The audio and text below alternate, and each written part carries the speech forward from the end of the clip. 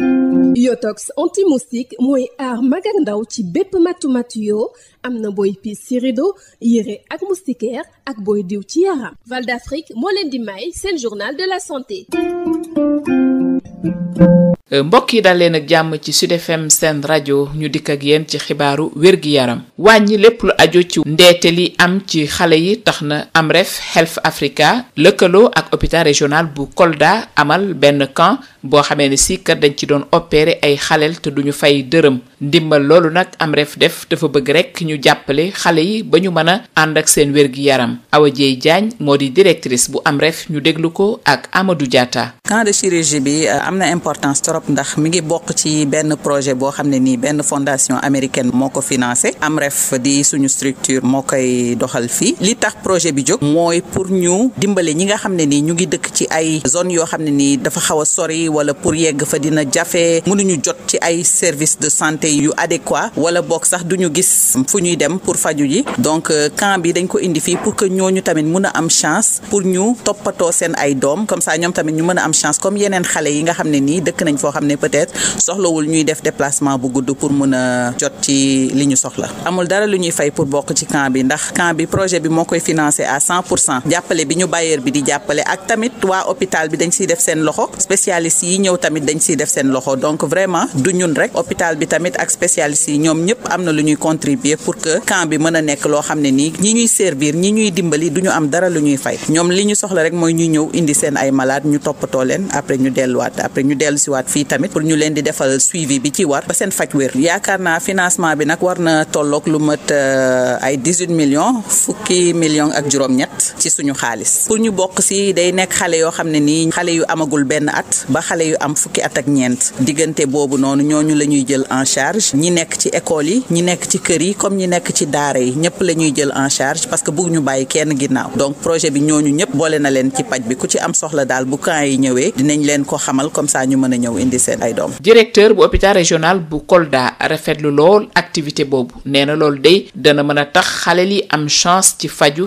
mu mucc ayib wante nag camp boobu tam day tax ñu mën a gën a tàggat ñi nga xamee ne si ñoom ñoo nekk agent yu hôpital régional bu Kolda docteur Djibril Yan Sané directeur bu hôpital bu Kolda ñu déglu ko ak Amadou Diatta. maa ngi rafetlu quand même camp wu chirurgie bu sunu partenaire tey di ko may en fait population Kolda bi mun nañ ne même population sénégalaise bi yëpp. et que Amref mu ngi ñuy gunge ci loolu depuis 2015 d'abord ñu ngi commencé woon ci lu ñuy wax fistule obstétricale pour jigéen ñi mais léegi gunge bi ci opérer xale yi la di rafetlu loolu bu baax parce que même am na ay waajur yu bari léegi dañ koy xaar parce que peut-être seen loxo jotul seen gannaaw mais lii dina leen mën a dimbale pour que seen doom yi aussi mën a faju en fait comme ñëpp encore une fois di jaajëfal vraiment ONG Amref en fait ci loolu di wax ne képp ku am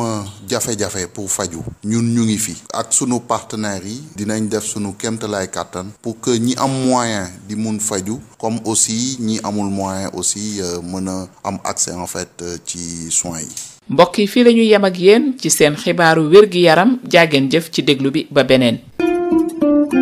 Yotox anti-moustique mooy aar mag ak ndaw ci bépp matu-matu yoo am na booy piis ci rido yére ak moustiquaire ak booy diw ci yaram. Val d'Afrique moo leen doon may seen journal de la santé.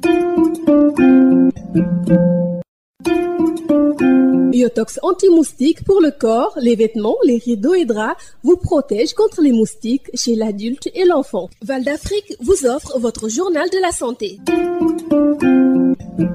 Bonjour à tous et à toutes et merci de nous recevoir chez vous. Bienvenue dans Info Santé.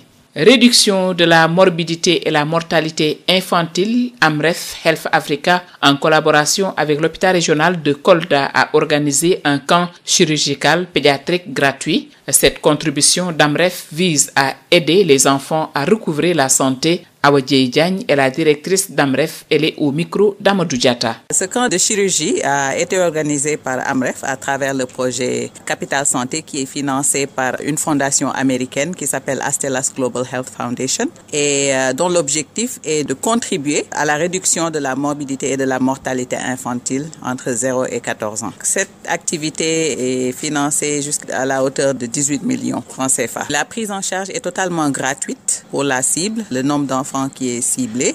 Des fois, il y a des cas additionnels qui viennent et qui sont pris en charge par la structure même avec la collaboration des professeurs, des spécialistes qui sont venus de Dakar pour un peu aider la population. Donc, c'est vraiment une collaboration. Amref y met son financement, mais l'hôpital régional aussi et les spécialistes aussi contribuent. Pour ce projet, nous ciblons les enfants entre l'âge de 0 à 14 ans. C'est les enfants qui sont encore à l'école primaire, les enfants qui ne sont pas encore à l'école. Ceux qui sont aussi dans les daara sont pris en charge. Donc, c'est vraiment tous les enfants jusqu'à l'âge de 14 ans qui sont pris en charge. Nous prenons tout en charge. Tout est inclus. Le suivi, l'opération, les médicaments, l'acte opératoire, le suivi, tout est inclus. Le directeur de l'hôpital régional de Kolda salue à juste titre cette activité qui, selon lui, donne la chance à tous les enfants. Ce camp de chirurgie permet aussi de renforcer les capacités des agents de l'hôpital régional. Dr Djibril Yansane, directeur de l'hôpital de Kolda, est avec Amadou Diatta. Je ne dirais même pas en fait pour la structure, mais je parlerai en fait